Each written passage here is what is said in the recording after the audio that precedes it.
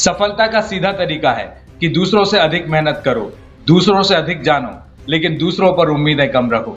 नमस्कार, मैं हूं आपके साथ में भूपेंद्र सिंह और आप रिपब्लिक सागर मीडिया का आज एक खास कार्यक्रम देख रहे हैं। आज हमारे साथ में है बसंती लारिया जी, जो ललितपुर जिले से भारतीय जनता पार्टी की जिला उपाध्यक्ष हैं। मैडम, बहुत बहुत स्वागत है आपका। बहुत बहुत धन्यवाद भाई साहब, नमस्कार।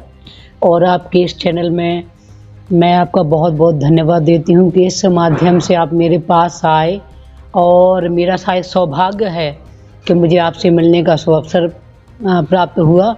और आप बहुत बहुत धन्यवाद के पात्र हैं कि ललितपुर छोटे जैसे ज़िले में आप हमारी न्यूज़ कवरेज करने के लिए आए। जिंदाबाद जिंदाबाद, अब की बार मोदी सरकार, अब की बार मोदी सरकार, अब की बार मोदी सरकार।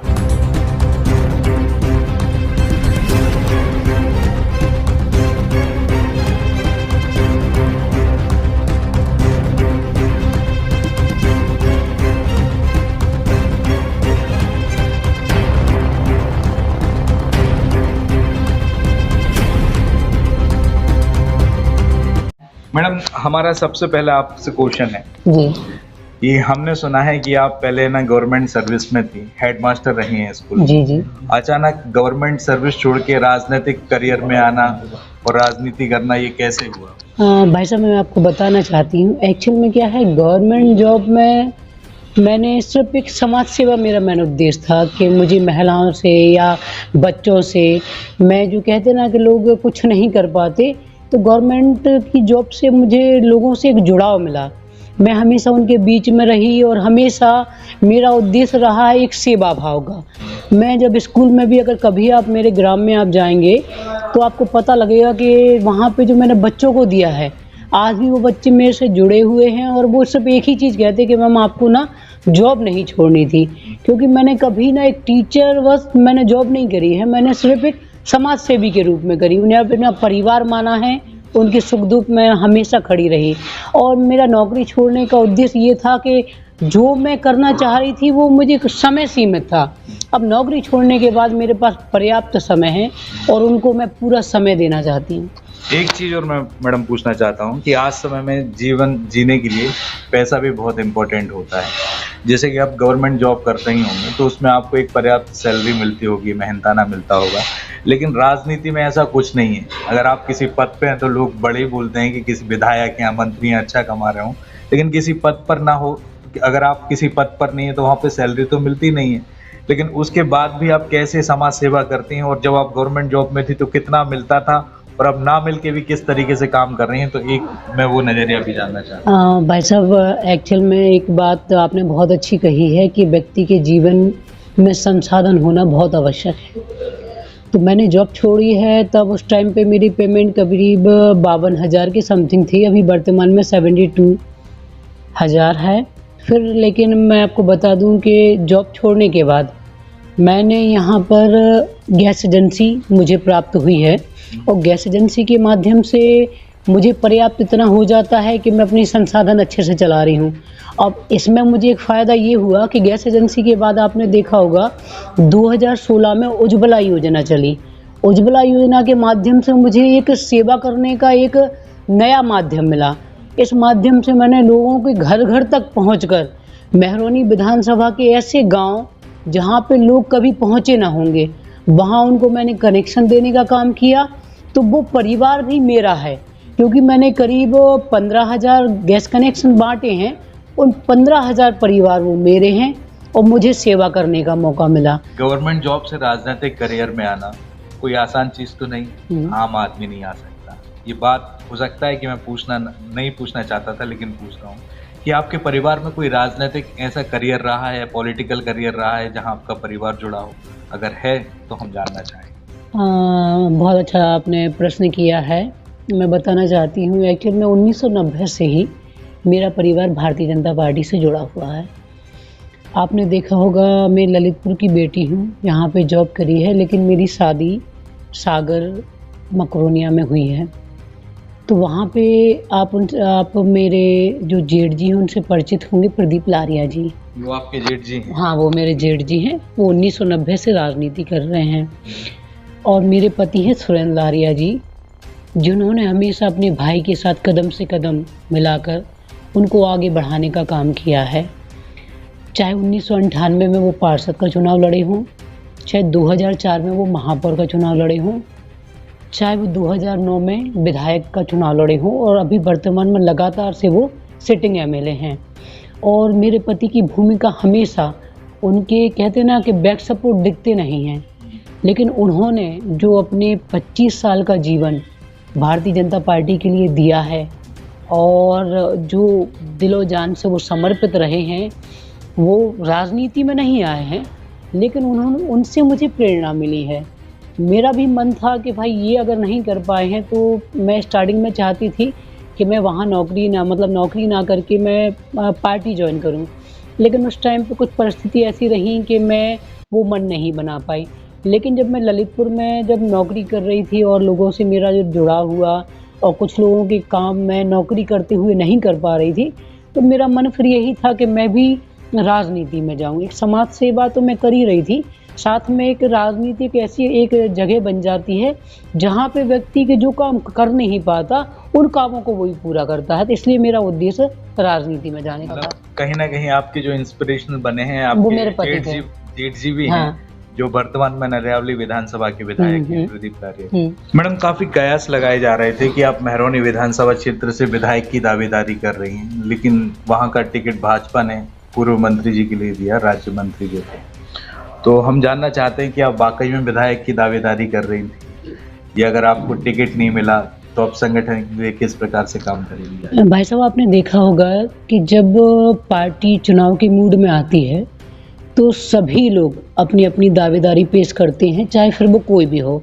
मैं जिला के उपाध्यक्ष हूँ और मैंने भी संगठन से टिकट मांगा है, मैंने भी दावेदारी करी, लेकिन पार्टी सर्वोपरि है और बहुत ही अनुशासित है, और जिसे उसने प्रत्याशी घोषित किया है मैं उसके साथ हूँ। और हम लोग जो है ना दिन रात उनको जिताने के लिए प्रयत्न कर रहे हैं और क्षेत्र में काम कर रहे हैं। मतलब एक जिला उपाध्यक्ष की उपाधि मिलना बहुत बड़ी जिम्मेदारी होती है, खासकर जिले में। जी, आप है ना, ललितपुर विधानसभा क्षेत्र भी इफेक्ट हो रहा है, प्रभाव है आपका ललितपुर विधानसभा में और साथ में महरौनी विधानसभा में। दोनों विधानसभा की रणनीति आप प्रत्याशियों के साथ बना रही हैं? बिल्कुल। अभी क्या है, कुछ दिनों से मेरा स्वास्थ्य ठीक नहीं था, तो मैं थोड़ी से उनसे कनेक्टिविटी संपर्क में कम रही। आज से ही मैं क्षेत्र में गई हुई हूँ, जहाँ पे मेरे समाज की वोट है या पार्टी के समाज की है। जैसे महिलाएं मुझसे काफ़ी जुड़ी हैं, तो मैं अपने वर्करों को फ़ोन लगा कर, जिनको मैंने उज्ज्वला कनेक्शन दिए, कि वो पार्टी के हक में वोट करें, क्योंकि उज्ज्वला कनेक्शन जो है हमारे यशस्वी प्रधानमंत्री जी द्वारा, नरेंद्र मोदी जी द्वारा उनके घर तक पहुंचा है। जब महिलाओं के पास कोई साधन नहीं हुआ करते थे और चूल्हे पर जब वो रोटियां बनाती थी उनकी आंखें खराब हो जाती थी आंसू निकल के, उस टाइम पे हमारे यशस्वी प्रधानमंत्री जी ने उनको वो उज्ज्वला कनेक्शन देने का काम किया है।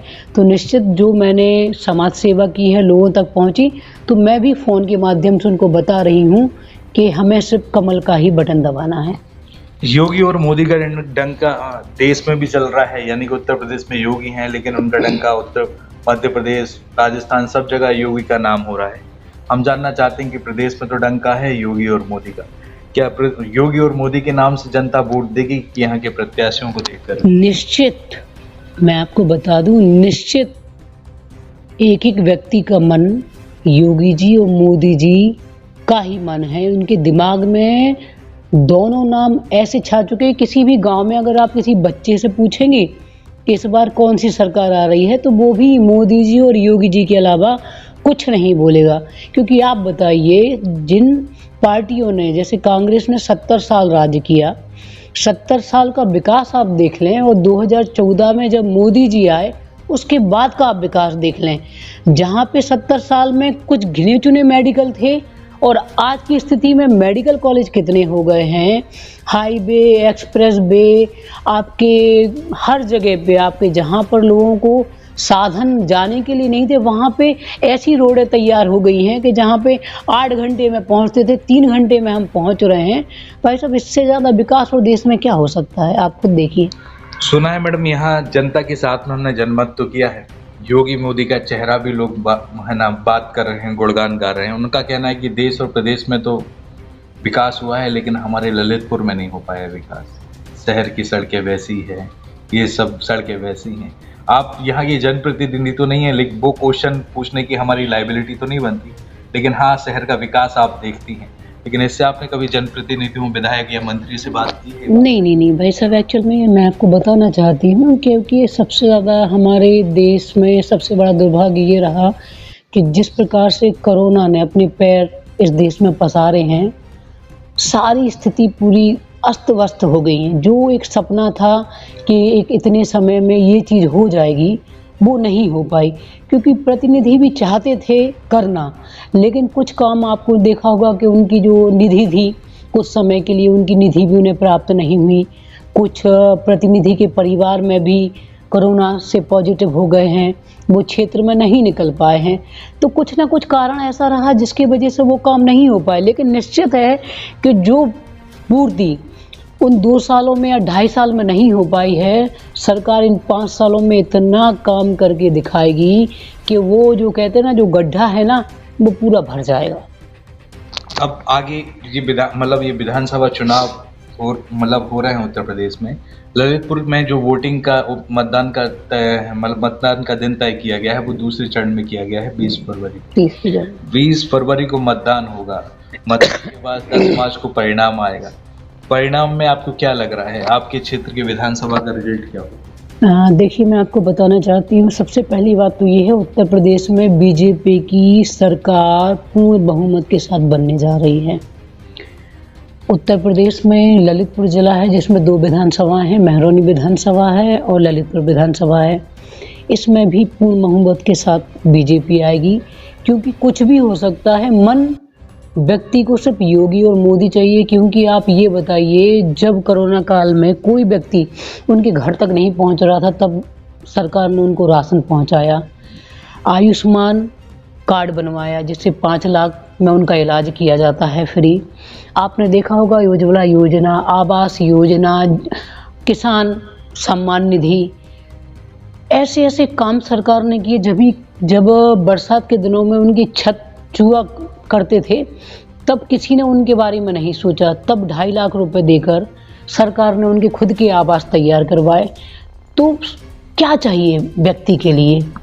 अब आखिरी की आप इस चैनल के माध्यम से कुछ जनता से अपील करना चाहेंगी? मैं जनता से यही अपील करना चाहती हूँ कि जिस प्रकार से हमारे देश में यशस्वी प्रधानमंत्री आदरणीय माननीय नरेंद्र मोदी जी कार्य कर रहे हैं, और हमारे उत्तर प्रदेश के मुखिया आदरणीय योगी आदित्यनाथ जी जिस प्रकार से देश के विकास में लगे हुए हैं, कोरोना काल में उन्होंने आराम नहीं किया, दिन रात लोगों के बीच में रहे और भी ये सोचते रहे कि जो बाहर लोग फंसे हुए हैं वो अपने घर कैसे पहुँचे। ऐसे व्यक्तियों का व्यक्तित्व आपके सामने है, तो निश्चित है जनता उनको वोट देकर जिताएगी। और मेरी भी यही अपील है कि उत्तर प्रदेश में पूर्ण बहुमत के साथ कमल खिले। भारत माता की जय। बहुत बहुत धन्यवाद मैडम चैनल के साथ में जुड़ने के लिए। जैसा कि आपने देखा कि अभी हमारे साथ में थी ललितपुर भाजपा की जिला उपाध्यक्ष बसंती लारिया जी। उनका राजनीतिक जीवन में आने का कारण क्या था, उस पर हमने चर्चा की, और साथ ही उत्तर प्रदेश में विधानसभा चुनाव होने के लिए जा रहे हैं। ललितपुर के साथ यहाँ पर महरौनी विधानसभा भी है, जहाँ पर भारतीय जनता पार्टी के प्रत्याशी यहाँ पर दावेदारी कर रहे हैं। हालांकि महरौनी विधानसभा क्षेत्र से बसंती लारिया जी ने भी अपनी दावेदारी दिखाई थी, लेकिन संगठन ने टिकट किसी और को दिया, लेकिन अभी भी उस संगठन के साथ में है और वर्तमान प्रत्याशियों का सपोर्ट कर रही हैं, बैक सपोर्ट कर रही हैं। अभी विधानसभा का चुनाव चल रहा है, 20 फरवरी को यहाँ मतदान है, 10 मार्च को परिणाम घोषित होगा और 10 मार्च को ही पता चलेगा कि आखिर यहाँ के विधानसभा क्षेत्र की जनता, उत्तर प्रदेश की जनता राज तिलक आखिर किस पार्टी का करेगी। फिलहाल इस एपिसोड में इतना ही। मैं भूपेंद्र सिंह ठाकुर रिपब्लिक सागर मीडिया की ओर से आप सभी से विदा लेता हूँ। जय हिंद, जय भारत। अगर आप ये वीडियो YouTube पर देख रहे हैं तो हमारे चैनल को सब्सक्राइब करें और बेल आइकन को दबाना ना भूलें। अगर आप Facebook पर ये वीडियो देख रहे हैं तो हमारे पेज को लाइक करें।